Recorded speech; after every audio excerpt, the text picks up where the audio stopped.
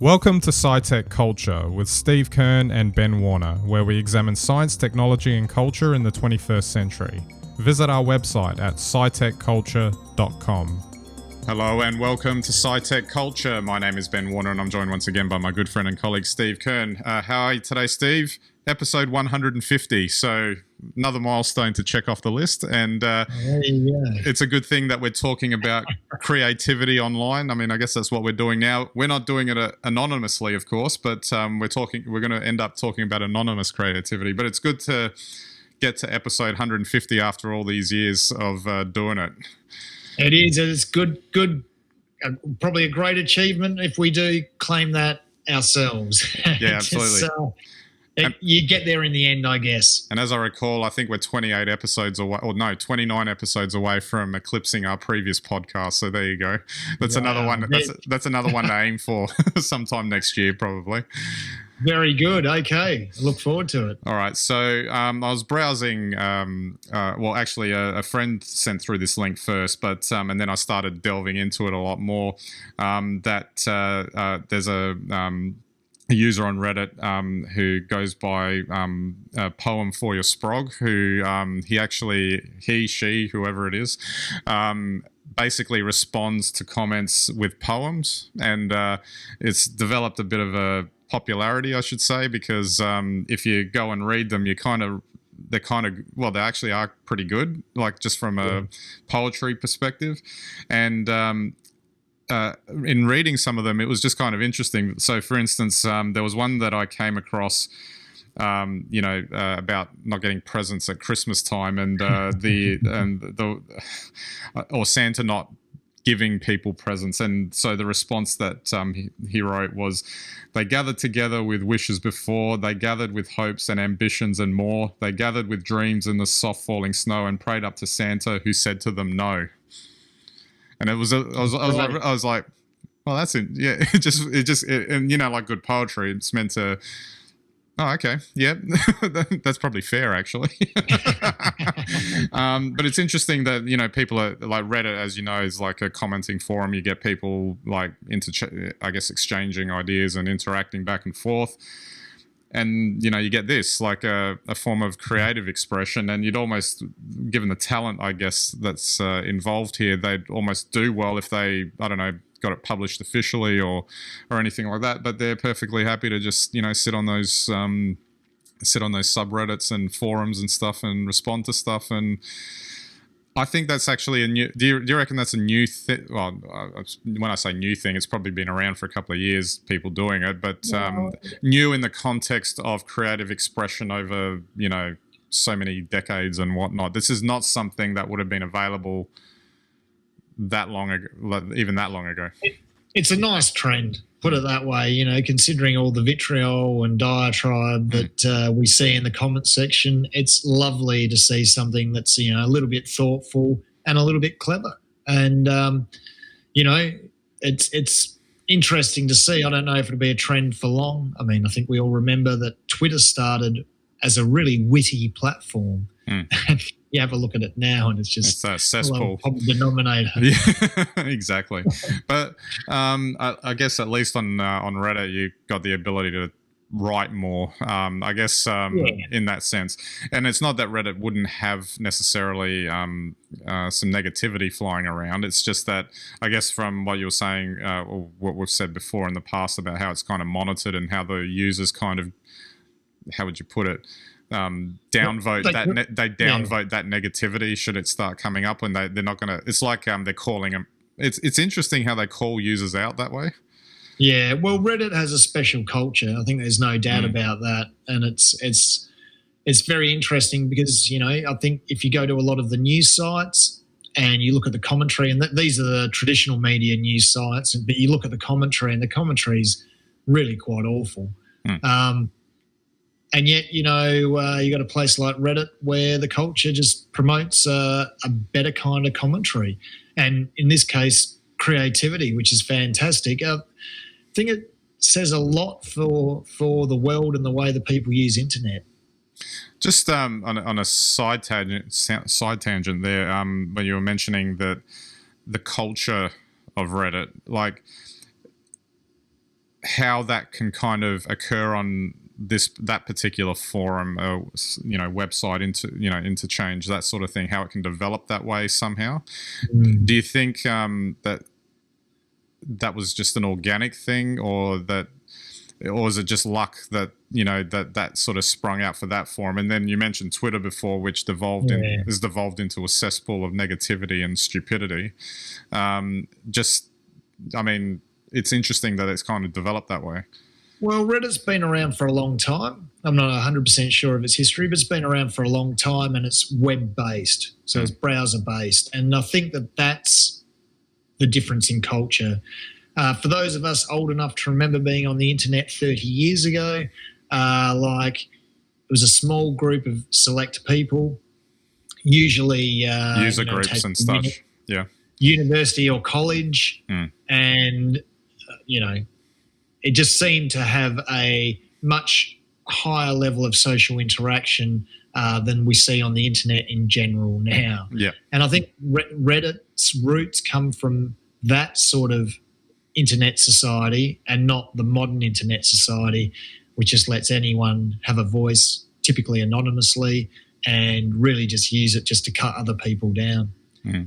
So it's become the modern version of that platform that you were saying, in a way. Yeah, I think so. Or that it's a community, and it's interesting. There's probably a lot of new users on Reddit, and probably one of the reasons Reddit's so successful is because that starting culture set some really good standards.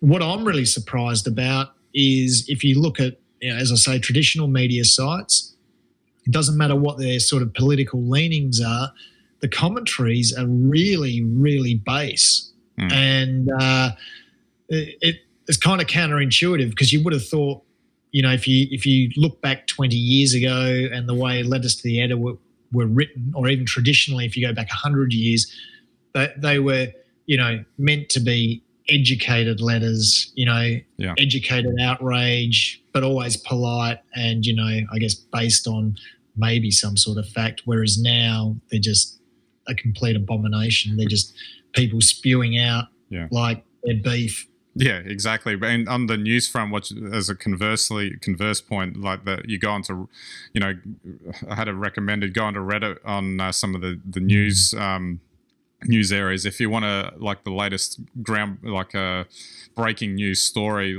that's occurring, you might want to pop in there first, because you've got the users actually literally generating the news through what they're uploading, and can almost be ahead of the official news, which it typically will sanitize it to suit their bias, like you said. Well, that's right, because traditional media now is unfortunately run by opinion. And so all the op-ed dictates the tone of the story now. And, I don't think traditional media realises how much they're weakening their own position by that. And the irony is a place like Reddit, where people are self-reporting incidents, okay, it's probably not as rigorous as you might find allegedly in a traditional media environment or somebody who's trained as a journalist, but it's probably a lot closer to its primary source material. So it gives you, the viewer or the reader of those comments or of videos or whatever else, an opportunity to make up your own mind from primary source material. Yeah, exactly. So it's interesting.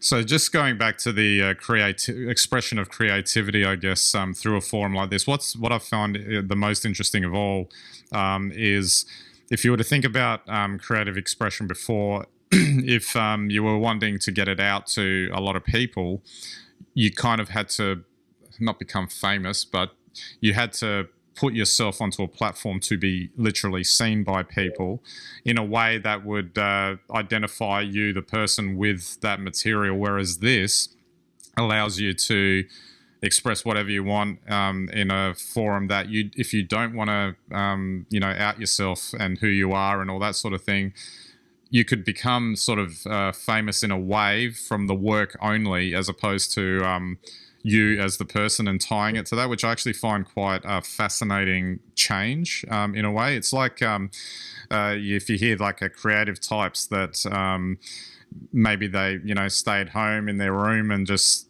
paint or write or whatever, and they don't publish it anywhere. Like they wouldn't have had a forum to put it anywhere in the past. Yeah. They may have shown it to one or two people, or maybe they didn't feel like they wanted to share it with anyone. They just did it for their own thing. And now it seems like you can put it out there if you want, and there'll be millions of people that could watch it or look at it or read it or digest it or get something out of it.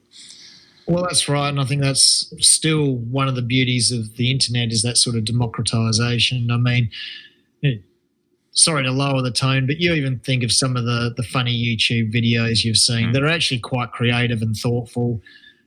No one really knows who those people are. You know, have you got 15 million hits, you know, and someone's got a bad case of concussion at the end of it. But, you know, no one really knows who that is, but we all enjoy it. And I think this is just an extension of that when there is something clever or thoughtful or just very creative, even if it's just really quite silly, it will get to the top. Even with, you know, like various social media is choking distribution. But these things will get found and appreciated for what they are. And you're right, we may never really know much about the author or the creator of whatever we're viewing and enjoying. But that's one of the really nice things that has always been true of the internet.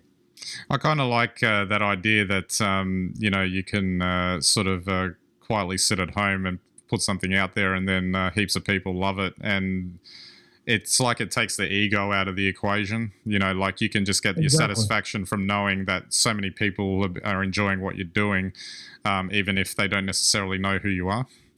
Yeah, look, there's all sorts of really good examples of that. There's a book called The Winky Wonky Donkey, and basically there's a YouTube clip of a Scottish grandmother reading it to her grandchild, and you know it's been very popular.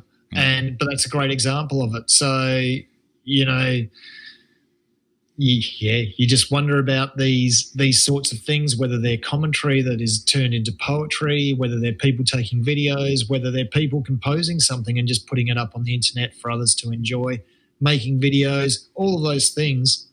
You can be an anonymous hit still on the internet, and there's something quite nice about that. Absolutely.